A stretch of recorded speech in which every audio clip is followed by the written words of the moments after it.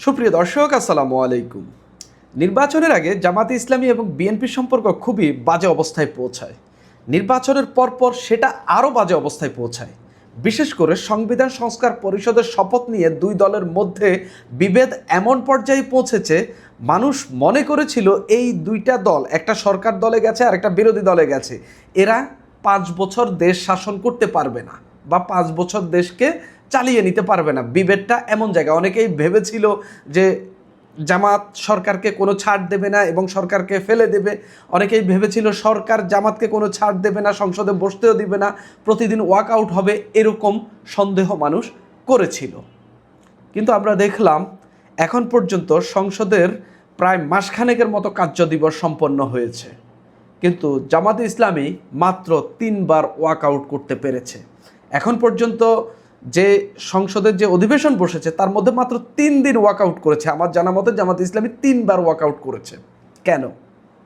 দুজন স্পিকারের কারণে, একজন স্পিকার আর একজন ডেপুটি স্পিকার। আমরা জানি স্পিকারকে হাফিজউদ্দিন আহমেদ চৌধুরী এবং ডেপুটি স্পিকার হলেন কায়সার কামাল।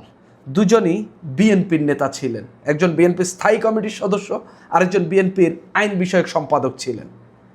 দুজন বিএনপি নেতা যেভাবে সংসদটাকে কন্ট্রোল করছেন, যেভাবে সংসদটাকে পরিচালনা করছেন, আমার কাছে মনে হয়, আমি সংসদ প্রায় প্রতিদিনই দেখি, আমার কাছে মনে হয় এরা আসলে বিএনপির লোক না, জামাতেরই লোক মনে হয় আমার কাছে মাঝে মধ্যে।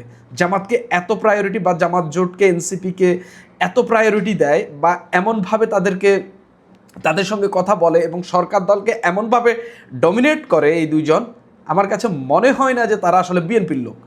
অথচ তারা নির্বাচন করেছেন, একজন বোলাতিন আসন থেকে স্পিকার নির্বাচন করেছেন, ডেপুটি স্পিকার নির্বাচন করেছেন নেত্রকোনা 1 আসন থেকে। দুজনই বিএনপির সিটিং নেতা ছিলেন, দুজনই তাদের জীবনে জামাতের বিরুদ্ধে বহু বক্তব্য দিয়েছেন।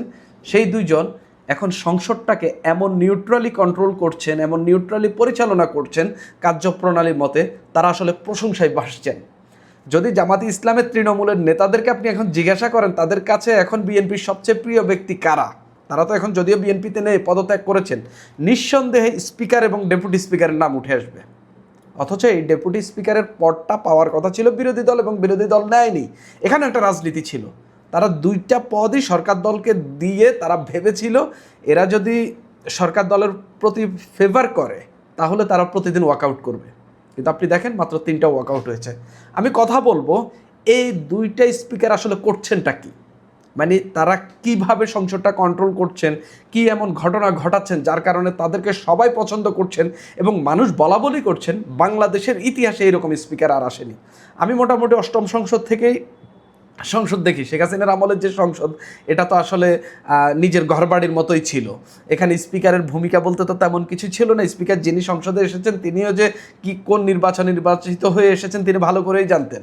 8ম সংসদটাও কিছুদিন দেখেছি, আমরা দেখেছি স্পিকাররা কি ভূমিকা রাখেন আর এখনকার স্পিকাররা কি ভূমিকা রাখছেন। দেখি সরকার দল থেকে নির্বাচিত হওয়া এমপিরা স্পিকার হয়ে কিভাবে সরকার দলকে ডমিনেট করছেন। যদি দেখেন ফ্লোর ক্রসিং নিয়ে স্পিকার হাফিজউদ্দিন, আমি প্রথমেই স্পিকার হাফিজউদ্দিন আহমেদের কথা বলছি, তিনি ফ্লোর ক্রসিং নিয়ে সরকার দলীয় কয়েকজন এমপিকে কয়েকবার সতর্ক করেছেন। এর মধ্যে আমি নাম যদি বলি, আশরাফুদ্দিন নিজানও ছিলেন এবং সংসদে কথা বলা নিয়ে তাকে সতর্ক করেছিলেন। সংসদে খাওয়া হাঁটাহাঁটি কথা বলা নিয়েও সতর্ক করেছেন। সংসদের এই যে সতর্ক করেছেন এর মধ্যে একজন প্রতিমন্ত্রীও আছেন, মীর শাহে আলম। আপনারা নিশ্চয়ই দেখেছেন তিনি স্পিকারের আসনে বসে বলছেন মীর শাহে আলম মানে এরকম করে যে আপনি ফ্লোর ক্রসিংয়ের চেষ্টা করছেন কিনা বা এরকম কিছু চেষ্টা করছেন কিনা, মানে প্রতিমন্ত্রী মীর শাহে আলমকে স্পিকার হাফিজউদ্দিন আহমেদ এভাবে বলছেন। নিয়ম না মেনে কথা বলতে চাওয়ায় এনসিপির এমপিদেরকে বেশ কয়েকবার তিনি বসিয়ে দিয়ে তিনি এও বলেছেন যে এটা শাহবাগ স্কয়ার না। জামাতের এমপিদেরকে তিনি শুরুর দিকে এই সংসদের যে কার্যপ্রণালী আছে সেগুলো সবক দিয়েছেন এবং বেশ কয়েকজন যে কিছুক্ষণ পর বিশেষ করে সিরাজগঞ্জ 4 আসনের মাওলানা রফিকুল ইসলাম বারবার উঠে দাঁড়ায় যান, তাকে অনেকবার বলেছেন যে আপনি বসেন, এভাবে বারবার দাঁড়াবেন না। মাওলানা মামুনুল হককে নিয়ে স্পিকার একটা কথা বলেছিলেন, যখন মাওলানা মামুনুল হকের বিষয়ে ঢাকা 1 আসনের এমপি আবু আশফাক যখন বক্তব্য দেন, তখন স্পিকার বললেন এটা তার অন্ধকার সময়, তারপরে পরকীয়া, এরকম একটা শব্দও তিনি উচ্চারণ করেছেন, নিজেই নিজের শব্দ এক্সপাঞ্জ করেছেন। নিজে খুবই ইন্টারেস্টিং। আরও ইন্টারেস্টিং বিষয় হচ্ছে কয়েকদিন আগে, এই সম্ভবত 3-4 দিন আগে, কক্সবাজার 2 আসনের এমপি মাহফুজুল্লাহ ফরিদ একটা বক্তব্য দিলেন। সেখানে তিনি আল্লাহ সন্তুষ্ট নিয়ে একটা কোরআনের আয়াত বললেন এবং সেটা পাঠ করলেন এবং সেটার সঙ্গে সরকার দল এবং রাজনীতির সঙ্গে কিছুটা মেলানোর চেষ্টা করলেন। তখনই বিরোধী দলীয় একজন এমপি দাঁড়িয়ে তিনি বললেন যে এই এমপি কি এরকম ইঙ্গিত করলেন কি না যে তিনি আল্লাহ সন্তুষ্টিটা আমরা যেভাবে করি সেভাবে কি সরকারের সন্তুষ্টিও করার ইঙ্গিত করলেন কি না। একটা ধর্ম বিষয়ক কথা উত্থান ঘটল সংসদে। স্পিকার দেখলেন এরপরে একের পর এক এমপিরা দাঁড়ানোর চেষ্টা করলেন, এই বিষয়ে কথা বলার চেষ্টা করলেন। তিনি সরাসরি বললেন এই বিষয়টাতে উস্কানি আসে এবং এই বিষয়টা এমন একটা সেন্সিটিভ বিষয় যেটা যদি এখান থেকে বিতর্কিত কিছুর উত্থান ঘটে তাহলে মানুষের কাছে এমন মেসেজ যাবে এবং সংসদে বসে এই কথাগুলো বলা কখনোই সমীচীন হবে না। আপনারা যেই কথা বলবেন সতর্ক হয়ে এই বিষয়ে কথা বলবেন এবং উস্কানি দেয় বিতর্ক তৈরি করে এরকম কোনো কথা বলবেন না। এবং এরপরে জামাতের নায়েবে আমির রাজশাহী 1 আসনের এমপি অধ্যাপক মুজিবুর রহমান দাঁড়ানোর পর তিনি এটা নিয়ে কথা বলা শুরু করলেন। তখন স্পিকার তার মাইকই বন্ধ করে দিলেন। এরপরে স্বরাষ্ট্রমন্ত্রীকে তিনি বললেন বিতর্ক তৈরি হয় এরকম কথা না বলতে। অর্থাৎ স্পিকার তার জায়গা থেকে বুঝতে পেরেছেন এই বক্তব্যটা যতটাই আপনি এগিয়ে নেবেন ততটাই কোরআন হাদিসের এখানে কেউ বোঝে না, সেই জায়গা থেকে যদি তারা ভুল বক্তব্য দেয় মানুষের কাছে এমন বার্তা যাবে এবং মানুষ সংসদের বিরুদ্ধে স্লোগান দেবে। কারণ মানুষ আর যাই হোক আপনার এই ধর্ম নিয়ে অপরিপক্ক কথা বা ধর্ম অবমাননাকর কথা মানুষ কখনোই পছন্দ করবে না। প্রতিমন্ত্রী আমিনুল হক আজকেই ঘটেছে, তিনি ভোট দিতে চাইলেন, স্পিকার স্পষ্টত বলে দিলেন আপনি দুঃখজনকভাবে নির্বাচিত হননি, আপনি ভোট দিতে পারবেন না, এটা থেকে বিরত থাকবেন। সংসদে টাইমিং, ডিস্ট্রিবিউশন সব কিছুতেই স্পিকার হাফিজউদ্দিন আহমেদ একদম টপ নচ। তিনি 2 দিন আগে বললেন যে সময় চাহিয়া লজ্জা দিবেন না। তালিকায় নাম আছে এমন কেউ যদি বক্তব্য না দেন কল করার পর তাদের উপর বিরক্তি পর্যন্ত প্রকাশ করেছেন, এসব নিয়ে কথাও বলেছেন। আপনাদের নিশ্চয় মনে আছে কিশোরগঞ্জ 4 আসনের এমপি ফজলুর রহমান জামাতকে উদ্দেশ্য করে একটা বড় বক্তব্য দিয়েছিলেন, যে বক্তব্য ব্যাপক ভাইরাল হয়েছিল, যেখানে জামাতের ভূমিকা, জামাতের এমপিদের ঘটনায় তিনি নানান কথাবার্তা বলেছেন। সে সময় জামাত খুব উত্তপ্ত হয়ে উঠে, জামাতের এমপিরা। এরপরে স্পিকার এটাকে শীতল করার চেষ্টা করলেন।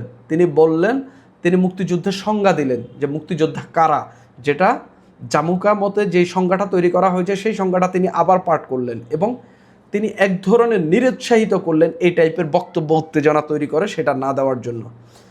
2-1 দিন আগেই বিএনপির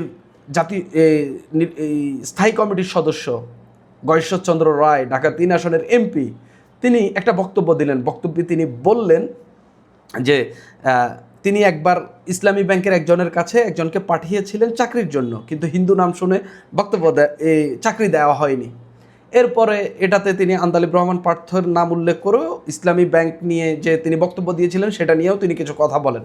তখন কৈফিয়ত বক্তব্য দিতে ওঠেন আন্দালিব রহমান পার্থের বক্তব্যের পর স্পিকার বলেন যে আপনারা এখানে অনেকেই মন গড়া অনেক বক্তব্য দেন, মানে আদৌ কি ইসলামী ব্যাংক এরকম কিছু করে কি না তিনি সেটাকেই ইঙ্গিত করেছেন। এটা গেল স্পিকারের ভূমিকা এবং আরও এরকম শত ঘটনা আছে যেগুলো আমি আপনাদের সামনে বলতে পারি। ডেপুটি স্পিকার কায়সার কামালের ভূমিকাটা কি? কায়সার কামাল একেবারে ঠিক যেভাবে স্পিকার হাফিজউদ্দিন আহমেদ যেভাবে তাকে ইনস্ট্রাকশন দিচ্ছেন সেভাবেই তিনি চলছেন। তিনি বেশ কয়েকবার সংসদে এই কথা বলেছেন। সবচেয়ে গুরুত্বপূর্ণ বিষয় হয়ে থাকবে তার সম্ভবত আন্দালিব রহমান পার্থের সঙ্গে একটি ঘটনা।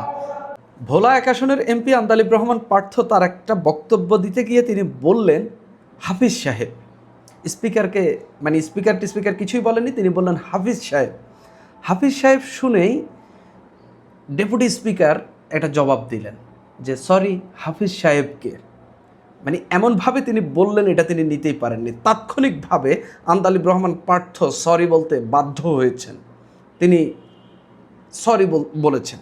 এটা তো গেল একটা ঘটনা। কুমিল্লা 6 আসনের এমপি মনিরুল হক চৌধুরী, তিনি জামাতের নারী এমপিদেরকে নিয়ে বক্তব্য দিচ্ছিলেন এবং পোশাক নিয়ে কথা বলছিলেন। তখন ডেপুটি স্পিকার কায়সার কামাল বিএনপির এই সিনিয়র এমপিকে, যিনি 6-7 বার এমপি হয়েছেন, সেই মনিরুল হক চৌধুরীকে বলছেন যে পার্সোনাল ফ্রিডম নিয়ে কথা না বলতে, বা পার্সোনাল ফ্রিডম এরকম বিষয় নিয়ে কথা না বলার জন্য তিনি উৎসাহিত করেন। এমনকি তার বক্তব্যের কিছু অংশ তিনি এক্সপাঞ্জও করেছেন। যেই মনিরুল হক চৌধুরী সংসদে এরকম দাপটের সঙ্গে কথা বলতেন, তিনি এখন সংসদে যাচ্ছেন না, তিনি স্পিকারের উপর মনক্ষুণ্ণ।